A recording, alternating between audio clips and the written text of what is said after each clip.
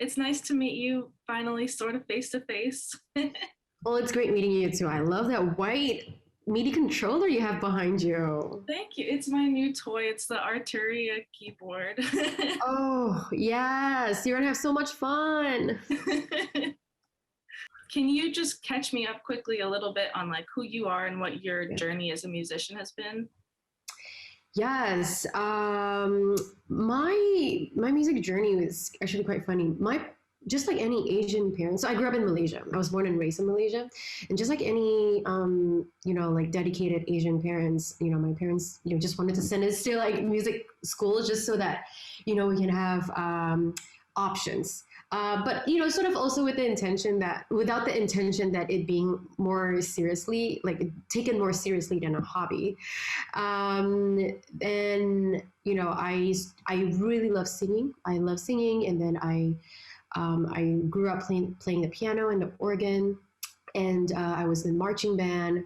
So but it never occurred to me that, oh, I'm gonna make a career out of this, until when I went to New York and I decided to major in music for my bachelor's degree at City College. That was a great experience. But like for me, I was just like, you know what, I'm just gonna probably like just learn all the basics, and then probably get a day job teaching music, and then I'll probably be able to like make my music on the side. Then I was really inspired when I met my friend Olivia. And then she was a classically trained violinist and also like a singer songwriter. And then I met her when I was in New York, right before she went to Berkeley, Valencia for her master's. And then after her master's, I just saw like this 360 transformation. Like she, went from a classically trained violinist to a DJ and producer, and she created a craft that allowed her to do all of that while performing. So she was DJing, playing the violin, and singing, like her originals. And I was like, wow, I didn't know I could do that.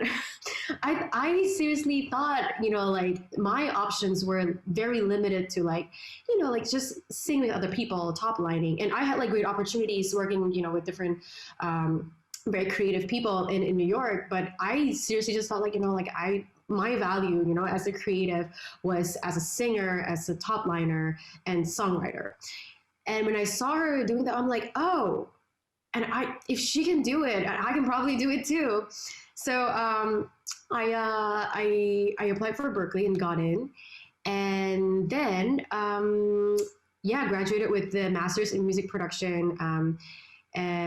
Music production, technology and innovation. Oh my God. And ever since then, I've just been super interested in sharing this inspiration with more like people, like not just like women, but also like just everyone, because technology is changing so much, so rapidly every day, and because of that, we're blessed with different options, that we can create to create different looking career. So so right now I'm at a point of my life where I am dedicating my life to really growing SheKnowsTech as a platform, and then and also on the site, whenever I get an opportunity, I would collab with people, I would release music, and then I would also teach music production, especially to songwriters. Awesome. So how did you finally like decide to start your own organization? Yes, actually, when I first started SheKnowsTech, it wasn't meant to be more than a student collective. I remember when I was accepted to Berkeley back in 2017. It's a great campus with great faculty members, but there was no women in my program, like no female faculty in my program. And then during orientation, they were sort of like citing the statistics, right? In my year, out of like 37 or 38 students in my program, 10 of us were women, which really wasn't that bad. But the year before, it was about like 33, and then like 3 of them were women. And I was just really surprised. And I asked, I had like weekly appointment with the program director, and just like, are we, I mean, are women really that bad? Because I think a lot of people like include like a lot of people like regardless of your gender, when you look at the lack of a certain representation in anything, right, you would assume that it's because other people are not interested or they're not good enough. So that's what I asked him. I asked, like, are we really that bad? Like, are women really that like not programmed to do tech or like stuff that's related to music? He's like, no, I'm like, oh, then what's the problem? He said, just women are simply not applying. So I think, oh, so the problem is not that women are like, it's not that women are applying and they're not getting in. It's just women are not getting in because women are not applying. So I was like, we can fix that. So it's just like, so immediately, and also I have like marketing background. So I've like worked a few years as a marketing personnel. And immediately I was like, oh, so the problem is not like that women are not capable. It's just women are not interested, or they didn't know that this is an option for them. So which is quite true, because if I didn't have my friend Olivia, like, who's super close to me, I wouldn't have known that I could have done it. So yeah, we started. So I came up with the idea, like, how can we share like this inspiration, like this inspiration of like having more options to build your career in music. So and then that's sort of like the first part of it. And then the second part was, I also noticed that a lot of my female peers at that time, after like all the tech classes, like studio recording classes, production classes, they would always stay back after class, to ask a question instead of asking them in class. So so I noticed that the traditional classroom setting wasn't comfortable for not everyone, but most female, students to learn, production engineering. So I was like, what if we created, SheKnowsTech as sort of like an outlet on campus where, female, students can just come here together, and then we can support each other in learning production or engineering or anything else. So that's kind of how we started. It was supposed to be a 1-year project. And then I had the opportunity to stay back another year on campus for my postmaster's research.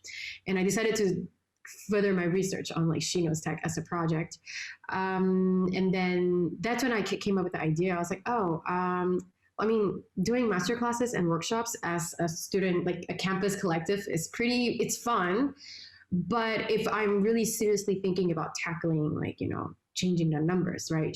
Like moving the needle, I need to know if everything that I'm doing that takes a lot of time and effort, if they are effective. Because if they're not, then I need to figure out a different way of doing it.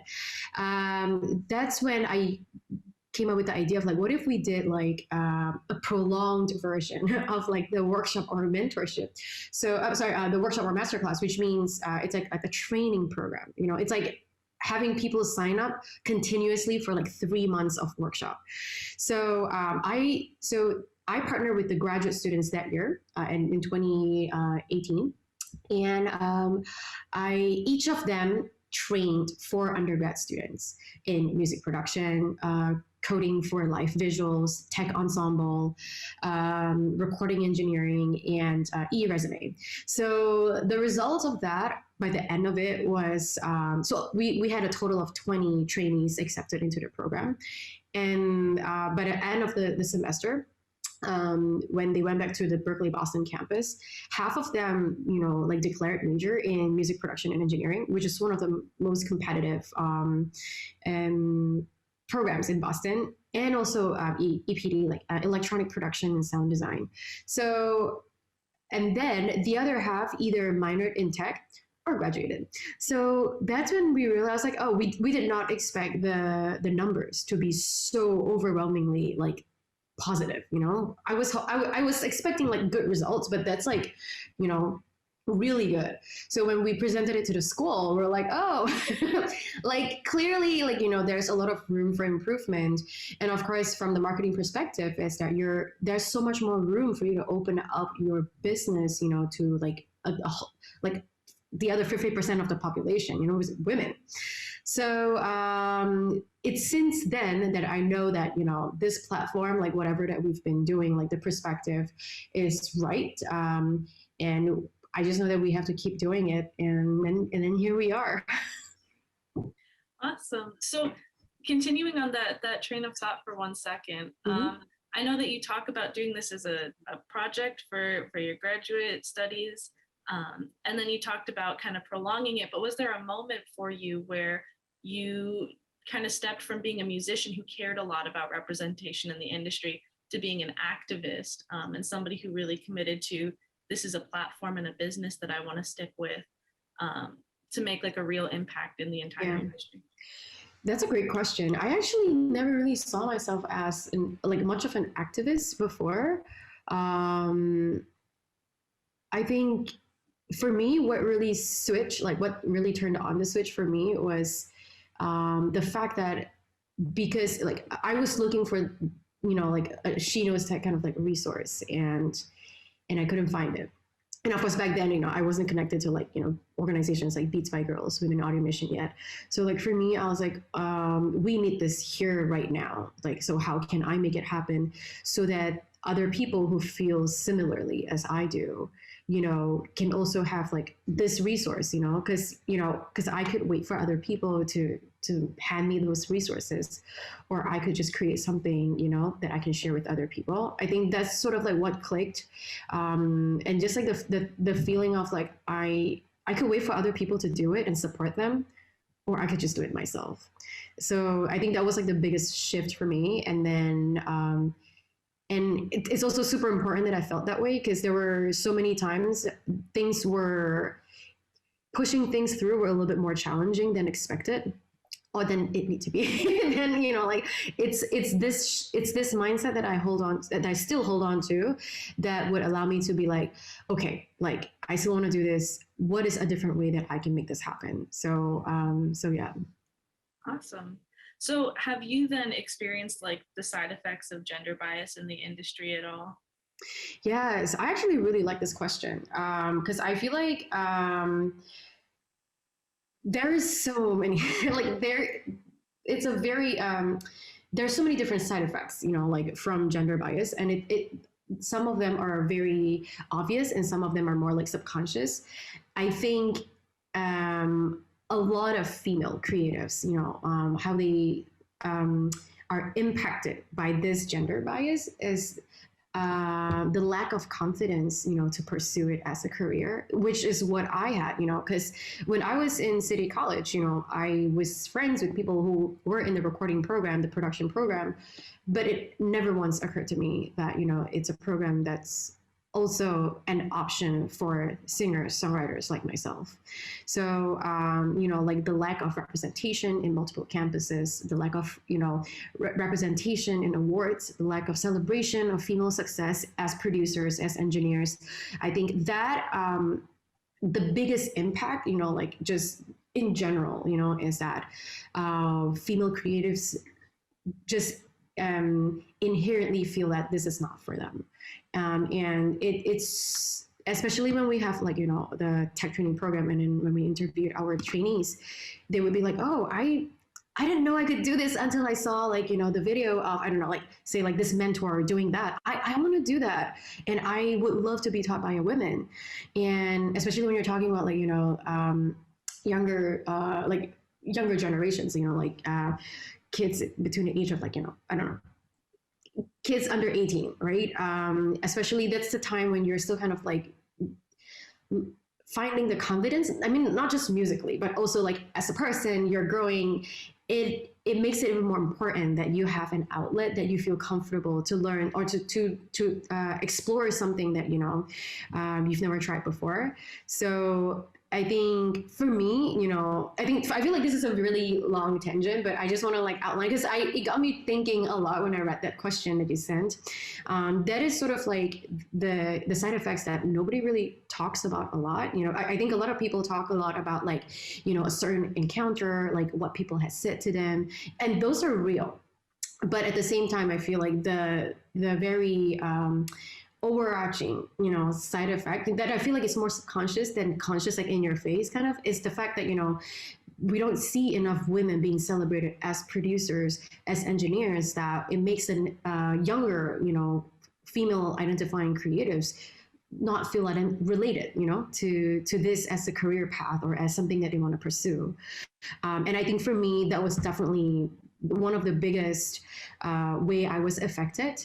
And I'm just so thankful for how I was, a close friend with Olivia, and the fact that through her, it just opened up like a whole different wall, like, a door, sorry, open a whole different door for me to be like, oh, well, these are people who do what I do, but more, like, so immediately the sense of like I feel connected. I feel like related to it's not completely different from like, making music to like doing something completely different. It's basically enhancing the interest in music that I already had, but just, like deeper. Yeah, no, I totally get it. I don't think I had ever met a female producer until I came to college, and that was like also really rare. So I totally understand how that could, where you're coming from with that. So then, like, big picture, I saw on SheKnowsTech's website that your goal as a company is to slowly close the gender gap in the music industry. So what would that look like? What are we looking for to kind of happen in the industry for the gender Yes. equality?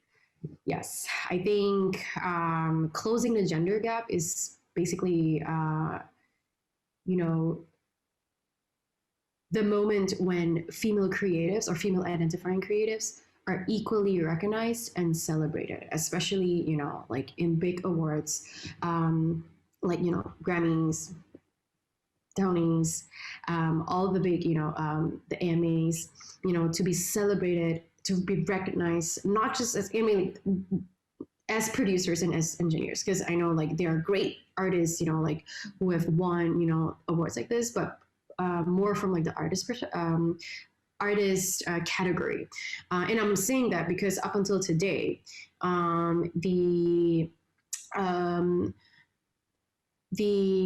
producer of the year for the non-classical genre, like no woman has ever won that yet. It's insane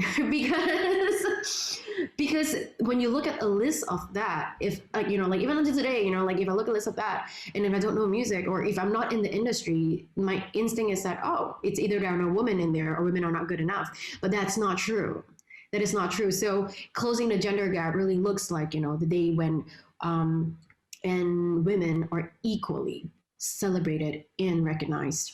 And when you go into YouTube to type in a certain thing, the first 50 videos are not just going to be like by men. You're going to see like a gender diverse, like kind of like source of information available everywhere. Awesome. Yeah, I think that's really a really thoughtful response.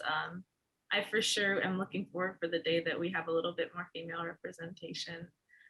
Yes, just because it ties back to like the side effects, because not being able to see, like for example, like before, like at first, I keep tying back to my friend Olivia. Shout out to Olivia, but I keep tying back to her because I felt super fortunate that I was able to see it through her. I can only imagine that like a lot of people who may not have that opportunity, to see it, especially early in their career. So yeah, I definitely want to see, like, it makes a huge difference when you're watching their Grammys and like producer of the year, like out of 5 of them, two of the nominees are women, and then out of like the however many years Grammys has been, you have at least like, like a handful of women that you can name, but we can't do that yet right now. So hopefully this year, I mean, no, we don't have any women nominated for the non-classical producer of the year. Well, maybe next year. All right. So then I know that you talked a lot about like what those end goals would be on a large scale for gender equality. We're looking at more celebration of female artists. It's easier to find female artists and producers, but maybe what would success on a small scale look like? So what would a perfect ally look like in small artists? Wow. I think perfect is a very powerful word. I don't know if there is such a thing as a perfect ally because there's different ways of supporting, as an ally. But on a smaller scale, it would just be like me having the ability to support one creatives at a time. And for me, I'm doing it through SheKnowsTech. We offer free master classes, workshops. We try to do it every month, and we try to connect women to women. We connect songwriters to producers. We connect mentors to mentees. We connect trainers to trainees. I think for me, this is the least that I can do based on like the resources that I have access to.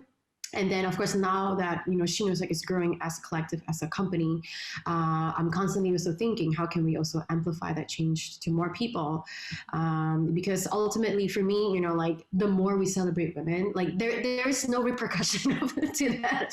You can do as much as you want, and because the gap is so steep that I can overdo it, for the next 20, 50 years, doesn't it, I don't see any negative effects that's going to come through it, because it's not celebrating women. It's not excluding women from everyone else, but just like extending extending the celebration to female creators, female producers, female engineers, and yeah, there are so many different ways of doing it. So I think a lot of people will come to me, would offer like Jasmine, I'm not a woman, but I can teach like a free masterclass, I can teach a free workshop, and these are super valuable resources. And also hiring women, hire a female producer, hire a female engineer, hire a woman in your department. That would be the best way and most direct way of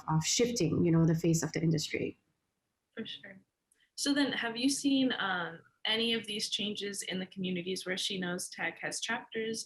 Have you guys seen any changes in the industry since founding? Yeah. Yes. Well, because SheKnowsTech is founded within the Berkeley community, we definitely see a shift. A small shift that we're still growing, but I still remember the year when we launched the SheKnowsTech training, the first year when we launched it. And the Berkeley Valencia campus is pretty small compared to the one in Boston, because I think the total, the maximum amount of students here in Valencia is about like 400-ish, like below 500. Whereas in Boston, you have about more than 4,000 students. So when we launched it on campus, the biggest difference that I saw was that female, like our trainees, accepted trainees who are like girls, right, on campus, started like talking about music production, or like recording microphones, about like, I don't know, compressors, different like sort of like very technical like stuff, like on the hallway, like in the library. And like this one girl, she's in the music business program, got accepted into the coding for live visuals. She was every day using Max MSP and just creating different effects that she could manipulate using like her touchpad, her QWERTY keyboard, and then her male peers would walk past her, who are actually in the music production and sound design program, would walk past her and be like, hey, you know how to do this, like, can you teach me? And I think on a very small scale, because this was launched at the Berkeley Valencia campus, but the first year itself, we were already seeing the change. It's almost like the air changed, like because girls would be like having their laptops out and just be like, hey, how did you like get that sound again, or like, how did you use that compressor again, or like which reverb, like people would, like girls, would start talking about that, which is really rare before. So and I always imagine to myself that what if we could do this like beyond, like we could replicate the same thing everywhere over the world, around the world, beyond the Berkeley walls. So that's what we're striving for right now, to normalize, seeing women, listening to women talk about very technical stuff, and to normalize celebrating female success. We are definitely seeing more of it right now, and I think Berkeley is doing a phenomenal job, hiring female faculty. Because I think my year was the last year, like the final year, where they didn't have any female faculty, and that was a great thing. And now we just need to encourage and inspire all the other institutions around the world to do the same. Okay. So then I guess I have to ask this for any female artists or producers that might be watching, but Do you have any advice for female producers or artists who are just starting out in the industry and how they can kind of find their way into the industry, even though there is a little bit of a gap? Yeah. No, I think whether there's gap or not, girl, you do you. Like, just put your stuff out, you know? I think because um, a lot of like myself included, I know a lot of women that I know are like perfectionists. You know, like if something's not perfect, you won't put it out. And I think, you know, just challenge that. Really, I actually right before this interview this morning, I just read like this girl. I think she's a Malaysian Chinese living in Florida, and her biggest dream was to become like an EDM producer. And what she did was she produced a track every week, and she compared like the first track and the last track that she produced like in that year. And yeah, I just do that, you know, put your stuff out and just keep doing it. If you're surrounded by people, who don't believe in what you do, like there are so many resources out there, you know, like Beats by Girls, Women on a Mission, She Said So, Women in Music, She's the Music. There are so many resources. And also SheKnowsTech, you know, that we like our mission is to connect you to the support that you need, because that's how, you know, we got our support when we were starting out. And just put yourself out there, and that you're good enough. Like your stuff is good enough. It's gonna get better, yes. You know, it may not be where you want it to be at yet, but just keep doing it, you know, like it can. And I feel like this, you know, extends to like everyone, you know, it's not just women. Like just keep doing it. And then make sure you're surrounded by people who also, you know, support you, because I think that's so important. As an artist, we are so critical of ourselves, right? When you have a song and you're like, oh, this is garbage, and then it's so important at that moment to have people to be like, oh, no, like no, you keep working on it. So yeah. Awesome. Well, then I guess I have one last question for you, which is what can we expect to see from SheKnowsTech in the future? I'm so glad you asked that question. Oh my God. So, if you have not noticed, we are currently preparing for our biggest, most exciting event, which is the SheKnowsTech Summit. I am so excited for this event because we are collaborating with She's the Music, Women in Music, Key Change, Ableton, and Audio Engineering Society, AES, to put this together. And then we have phenomenal presenters like, you know, Marcella, right, gosh, who engineered for like what, Missy Elliott, Britney Spears, Madonna. And then we have like Laura Escudé, we have Dressage, we have Bats Next. This is going to be like a big party celebrating women and then just learning from the best. So this is going to be the biggest event that we're going to do this year.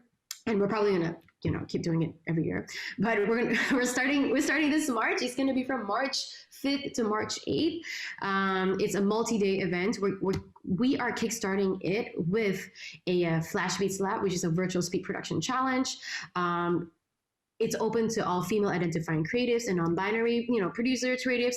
So please sign up. You know, we're working with all these great sponsors who want to encourage, you know, women, you know, to produce and to put their stuff out. So we have great prizes put together to you know, to make it super enticing.